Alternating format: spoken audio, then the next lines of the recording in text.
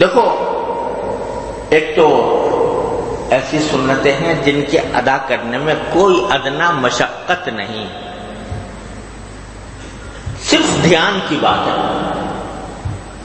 دھیان نہیں ہے اس لیے اتباع سنت نہیں ہو رہا. خامخواہ اپنے آپ کو ایک زبردست فضیلت سے محروم رکھا ہوا ہے. مسجد میں داخل ہوتے وقت دایاں پاؤں پہلے رکھنے میں کیا تکلیف ہے؟ کچھ ہے؟ کوئی مشقت؟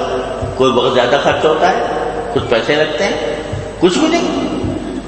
لیکن بے دھیانی میں دھیان نہیں. نتیجہ ہے کہ اس سنت کے اتباع سے محروم ہے. باہر نکلتے ہوئے بایاں پاؤں داخل کرنا، بیت الخلاء میں پہلے بایاں داخل کرنا، دایاں باہر بعد میں نکالنا، اور کھانا کھاتے وقت بسم اللہ سے شروع کرنا، کھانا کھا کے الحمدللہ کے اوپر ختم کرنا، الحمدللہ الذی اطعمنا وسقانا وجعلنا مسلمین. کیا دقت ہے اس میں؟ نہ کوئی وقت کا خرچہ ہے، نہ کوئی پیسے کا خرچہ ہے، نہ کوئی محنت ہے، نہ کوئی مشقت ہے. اور ایسی بے شمار سنتیں ہیں. جب آپ پڑھو گے سنتوں کو تو جائزہ لے کر دیکھو کہ کتنی سنتوں پر میں عمل کر رہا ہوں، کتنے پر عمل نہیں کر رہا. میرے والد ماجد قدس اللہ تعالیٰ سے روح کا ایک رسالہ ہے آداب النبی صلی اللہ علیہ وسلم، کہ جس میں آپ کے آداب بیان فرمائے. وہ سنتیں اس میں موجود ہیں. کچھ سنتیں تو میں نے بتایا ایسی ہیں جن کے اوپر عمل کرنے میں کوئی دقت نہیں، کوئی پریشانی نہیں، کوئی، اور عام طور سے مسلمان کرتے ہی ہیں. لیکن کچھ سنتیں ایسی ہیں جن کو ہم سنت سمجھتے ہی نہیں. کبھی کر لیتے ہیں، کبھی نہیں کرتے. کرتے بھی ہیں تو بغیر اتباع سنت کی نیت سے نہیں کرتے. مثلا کوئی مہمان آیا، کوئی ملنے آیا، اس سے خندہ پیشانی کے ساتھ مل لینا، مسکراتے ہوئے چہرے کے ساتھ مل لینا. ایک تو صورت یہ ہے کہ آپ منہ بنائے ہوئے مل، ایسے اس سے ملے جیسے کہ تمہارے آنے سے مجھے کوئی نہ خوشی ہوئی ہے، نہ تم سے ملاقات کر کے کوئی راحت ملی ہے، اس طرح ملو. ایک یہ ہے کہ خندہ پیشانی سے ملو. یہ خندہ پیشانی سے ملنا نبی کریم صلی اللہ علیہ وسلم کی سنت ہے. اس سنت کی اتباع میں جب کسی سے ملو تو خندہ پیشانی سے ملو کہ رسول کریم صلی اللہ علیہ وسلم کی سنت کی میں اتباع کر رہا ہوں. تو کیا ہوگا؟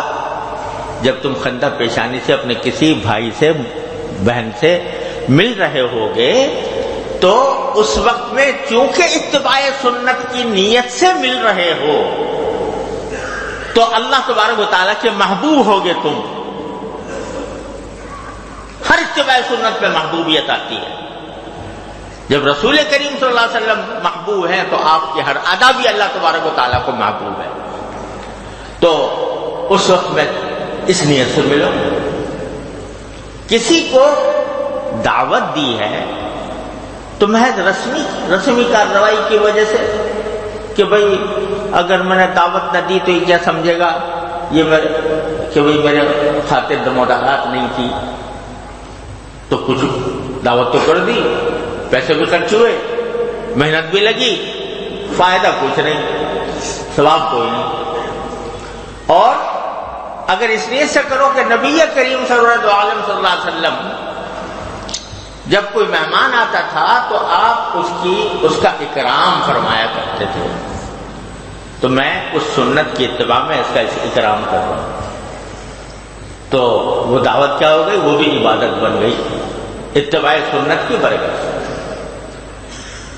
رسول کریم صلی اللہ علیہ وسلم کا ہر انسان کے ساتھ معاملہ خوش اخلاقی کا ہوتا تھا. غصہ آپ نہیں کرتے تھے، غصہ آپ نہیں کرتے تھے، کبھی کسی کو ڈانٹا نہیں. حضرت انس رضی اللہ تعالیٰ عنہ فرماتے ہیں کہ 10 سال میں نے نبی کریم صلی اللہ علیہ وسلم کی خدمت کی، آج اس 10 سال میں کبھی آپ نے مجھے اف تک نہیں کہا.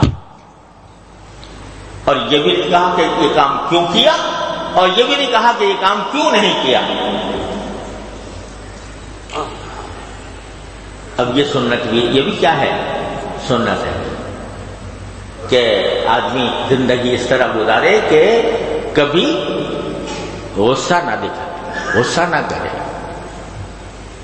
محبت سے لوگوں سے محبت کے ساتھ پیار کے ساتھ پیش آئے، برائی کا بدلہ برائی سے نہ دے، برائی کا بدلہ اچھائی سے دے۔ ادفع باللتی ہی احسن، اچھے طریقے سے دے۔ فَإِذَا الَّذِي بَيْنَكَ وَبَيْنَهُ عَدَاوَةٌ كَأَنَّهُ وَلِيٌّ حَمِيمٌ۔ رسول کریم صلی اللہ علیہ وسلم ہمیشہ برائی کا بدلہ اچھائی سے دیتے تھے۔